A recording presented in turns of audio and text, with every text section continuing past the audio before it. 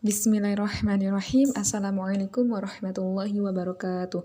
Halo, perkenalkan nama saya Hera Nurjana, NIM 201520166, kelas Bimbingan dan Konseling Islam 3E. Video ini dibuat untuk memenuhi tugas ujian tengah semester mata kuliah Teknik Keterampilan Konseling. Dosen pengampu yaitu Ibu Imanatul Khairat, MPD. Saya akan menjelaskan materi tentang teknik dalam konseling. Yang pertama, saya akan menjelaskan tentang teknik attending. Yang kedua, teknik empati. Yang ketiga, teknik refleksi yang terdiri dari 3 hal. Yang pertama, refleksi perasaan, refleksi isi, dan yang ketiga itu refleksi pengalaman. 4, saya akan menjelaskan tentang teknik pertanyaan terbuka. Yang kelima, saya akan menjelaskan tentang teknik pertanyaan tertutup. Dan yang terakhir, yang keenam, saya akan menjelaskan tentang teknik konfrontasi. Baiklah, yang pertama adalah teknik attending. Attending adalah teknik atau usaha konselor untuk menempatkan diri sedemikian rupa sehingga dapat memberikan perhatian terhadap konseli secara penuh sehingga konseli merasa dihargai dan dapat mengekspresikan perasaan juga mengeksplorasi dirinya dengan bebas, sukarela, dan terbuka. Nah, di attending sendiri ada perilaku yang harus mencakup keterampilan dasar konseling. Yang pertama yaitu menata ruang. Konselor perlu menata ruangan karena konseling harus berjalan dengan senyaman mungkin. Yang pertama, pemilihan warna cat ruangan. Kita sebagai konselor harus memahami terlebih dahulu filosofi warna tersebut. Menata tempat duduk,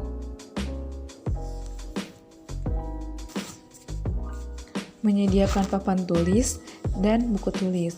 Selain itu, ada beberapa poin juga nih yang harus disediakan dalam ruangan bimbingan dan konseling. Yang pertama yaitu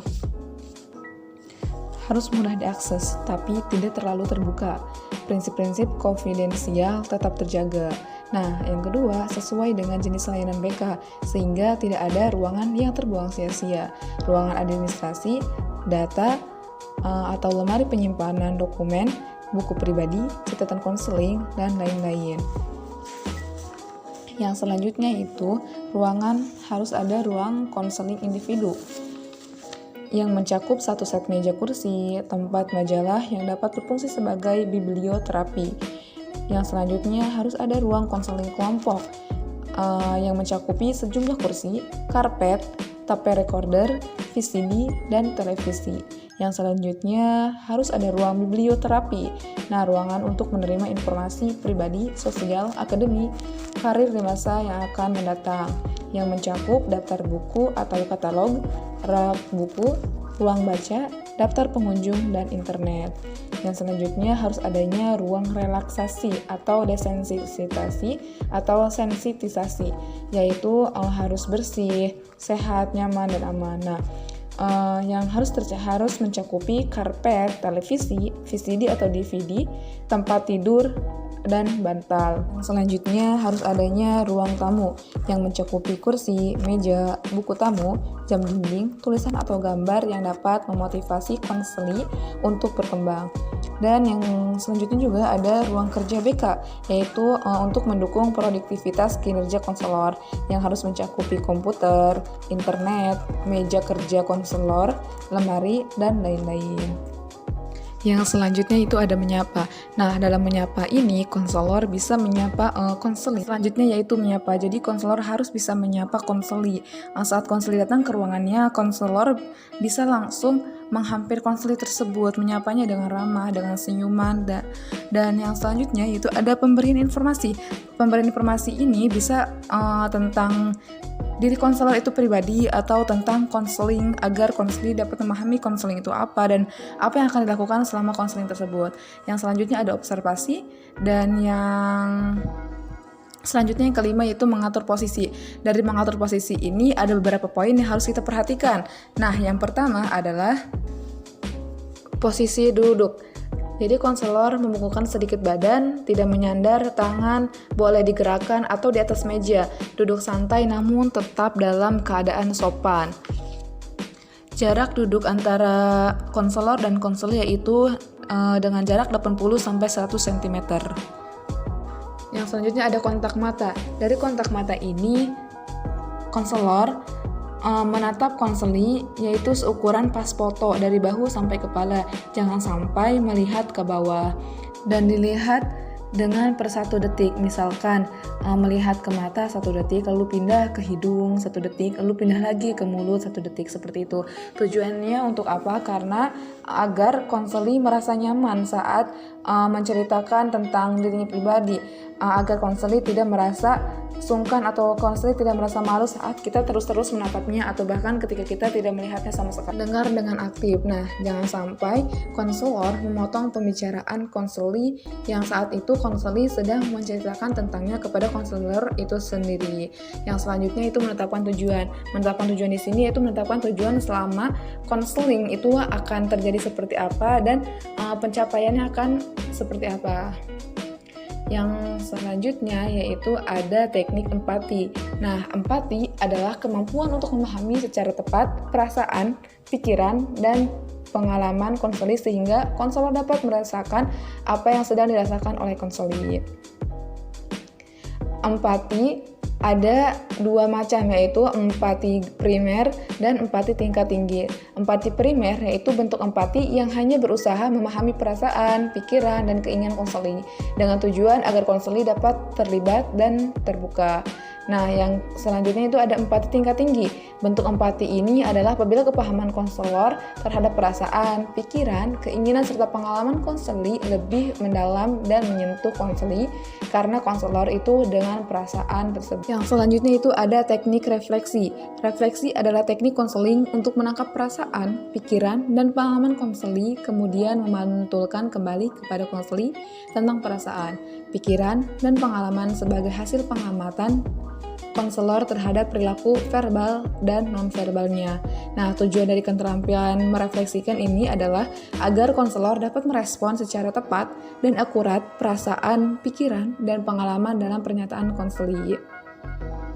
Jenis-jenis refleksi itu ada 3. Yang pertama, refleksi perasaan, yaitu teknik untuk dapat menangkap perasaan konseli sebagai hasil pengamatan terhadap perilaku verbal dan nonverbal konseli, kemudian memantulkan perasaan tersebut kepada konseli. Yang kedua ada refleksi pikiran, teknik untuk menangkap ide, pikiran, dan pendapat konseli sebagai hasil pengamatan terhadap perilaku verbal dan nonverbal konseli, kemudian memantulkannya pada konseli. Yang ketiga ada refleksi pengalaman.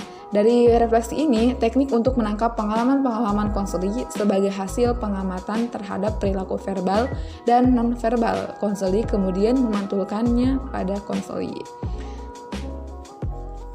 Nah, dari teknik refleksi ini saya akan mencontohkan dari masing-masing teknik, yaitu yang pertama ada teknik refleksi perasaan. Konseli berbicara kepada konselor. Saya kesal dengan orang tua saya, Bu. Saya kan sudah besar, Bu. Saya ingin meraih cita-cita saya sebagai dosen. Tapi orang tua saya tidak menyetujuinya. Mereka kekeh agar saya mengambil jurusan dokter karena menurut mereka prospek kerjanya lebih banyak dan gajinya juga besar. Padahal saya lebih suka mengajar, Bu. Lalu konselor menanggapinya. Kelihatannya kamu begitu sedih dan kecewa atas keputusan orang tuamu. Dan konseli menanggapinya, iya Bu, karena saya tidak mau menjadi dokter. Dan konselor juga menanggapinya, saya ikut merasakan kesedihan dan kekecewaan yang kamu rasakan saat ini. Konseli berbicara kepada konselor. Saya kesal dengan orang tua saya, Bu. Saya kan sudah besar, Bu. Saya ingin meraih cita-cita saya sebagai dosen. Tapi orang tua saya tidak menyetujuinya. Mereka kekeh agar saya mengambil jurusan dokter karena menurut mereka prospek kerjanya lebih banyak dan gajinya juga besar. Padahal saya lebih suka mengajar, Bu. Saya mengerti maksudnya bahwa Anda ingin melanjutkan kuliah untuk meraih cita-cita sebagai dosen. Benar demikian? Nah, saya akan berikan contoh dari refleksi pengalaman. Contohnya, seorang konseli berbicara seperti ini.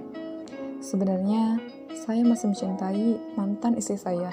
Namun, saya tidak tahu apa alasan istri saya meminta cerai dari saya. Padahal, selama ini saya selalu memberikan nafkah yang cukup untuknya. Namun, semakin hari sikap dia semakin berbeda, sehingga dia meminta cerai dari saya. Padahal, saya sangat mencintainya. Lalu konselor pun menanggapinya, "Kamu sedih karena bercerai dengan istri yang kamu cintai." Yang selanjutnya ada teknik open question atau pertanyaan terbuka. Pertanyaan terbuka itu merupakan teknik yang digunakan untuk memancing klien agar bersedia mengungkapkan perasaan, pengalaman, dan pemikirannya sehingga dapat digunakan sebagai teknik pertanyaan terbuka. Nah, dari pertanyaan yang diajukan oleh konselor ini ada dua hal yang harus diperhatikan, yaitu seorang konselor sebaiknya tidak menggunakan kata tanya, mengapa, dan apa, karena pertanyaan seperti itu akan menyulitkan klien jika klien tidak tahu alasan dan sebab-sebabnya. Oleh karena itu, sebaiknya seorang konselor menggunakan kata tanya, apakah, bagaimana, adakah, dan dapatkah. Nah, contoh-contoh pertanyaan itu sebagai berikut. Apakah Anda merasa ada sesuatu yang ingin kita bicarakan? Atau adakah sesuatu yang Anda ingin bicarakan? Atau bagaimana perasaan Anda mengenai permasalahan tersebut? Nah, itulah beberapa contoh dari pertanyaan-pertanyaan yang bisa diajukan oleh konselor kepada seorang konseli atau klien. Pertanyaan terbuka dan sekarang pertanyaan tertutup.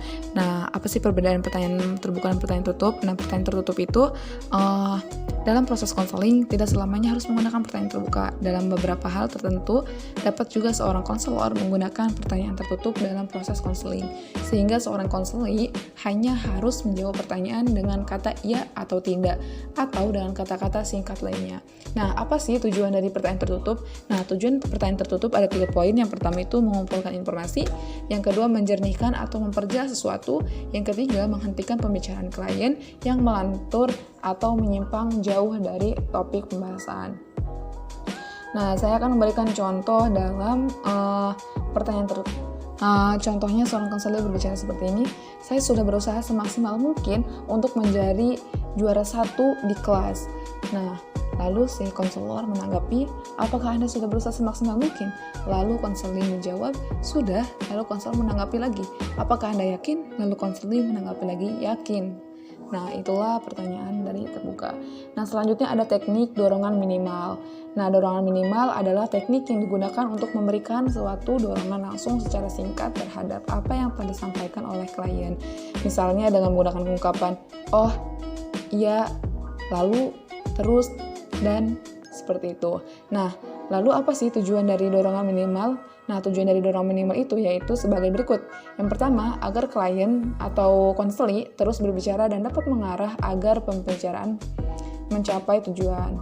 Lalu yang kedua, ada dorongan ini diberikan pada saat klien atau konseli akan mengurangi atau menghentikan pembicaraannya dan pada saat klien kurang memusatkan pikirannya pada pembicaraan atau pada saat konselor ragu atas pembicaraan klien. Nah, saya akan berikan contoh dari teknik dorongan minimal ini. Contohnya itu konseli berbicara, "Saya putus harapan dan saya hampir..." Nah, di sini konseli menghentikan pembicaranya. Lalu konselor menanggapi, "Ya." Terus konseli melanjutkan, "Berhenti kuliah." Lalu konselor pun melanjutkan kembali. Nah, di sini lalu konselor pun menanggapi lagi, "Saya merasa bingung." Lalu konselor pun menanggapi terus, dan konselor juga menjawab, "Saya tidak tahu apa yang harus saya lakukan." Lalu konselor pun menanggapi lagi dengan kata yang singkat, "Dan." Nah, konselor di sini juga menjawab, "Saya memutuskan untuk melakukan konseling agar dapat memecahkan masalah ini." Seperti itu. Konfrontasi adalah teknik mempertentangkan dua hal yang berbeda atau keterampilan konselor tentang adanya kesenjangan. Nah, tujuan dari konfrontasi itu sendiri yaitu untuk membantu proses perkembangan konseli yang sementara ini nampak terganggu oleh adanya kesenjangan tersebut. Nah, ada beberapa faktor yang menyebabkan konfrontasi. Yang pertama, adanya pertentangan saat ia menyatakan sesuatu. Yang kedua, adanya pertentangan isi dari hal yang dia nyatakan saat ini dan yang dinyatakan pada waktu sebelumnya. Dan yang ketiga, apa yang dinyatakan bertentangan dengan yang dilakukan. Yang keempat, adanya perbedaan pada saat klien menyatakan dengan reaksi yang diinginkan konselor. Yang selanjutnya yaitu ada pertimbangan konfrontasi yang harus dilakukan konselor. Nah, apa aja sih pertimbangannya? Pertimbangannya itu ada beberapa poin, yaitu ada 4 poin. Yang pertama, adanya kesenjangan yang diungkapkan klien. Yang kedua, konselor telah memahami masalah klien secara mendalam. Yang ketiga, telah terbinanya keakraban yang mendalam antara konselor dan klien. Dan yang keempat, yang terakhir yaitu disampaikan dengan bahasa yang mudah dipahami. Nah, saya akan mencontohkan bagaimana teknik konfrontasi. Contohnya adanya percakapan seorang konseli dan konselor. Contoh pertama, Assalamualaikum Ibu, ini sapaan konseli kepada konselor. Lalu konselor menjawab, Waalaikumsalam, iya silakan masuk. Lalu akhirnya konseli tersebut masuk ke ruangan konselor dan mereka sudah duduk berhadapan-hadapan gitu. Dan selanjutnya konselor menanyakan kabar dari konseli. Gimana kabarnya? Lalu konseli menjawab, Alhamdulillah kabar saya baik Bu. Nah dia mengatakan menjawab dengan kabar baik, tapi ekspresinya tidak menunjukkan bahwa dia dalam keadaan baik gitu. Dan suara dia juga terlihat tidak baik gitu. Lalu konselor akhirnya mengkonfrontasikan dengan bicara seperti ini. Kamu mengatakan diri kamu dalam keadaan baik, tapi ekspresi dan suara kamu tidak menunjukkan bahwa kamu dalam keadaan baik. Kamu terlihat sedang gelisah sekarang. Baiklah, itulah beberapa materi dalam teknik keterampilan konseling yang bisa saya sampaikan. Kurang lebihnya saya mohon maaf. Semoga bermanfaat. Terima kasih. Wassalamualaikum warahmatullahi wabarakatuh.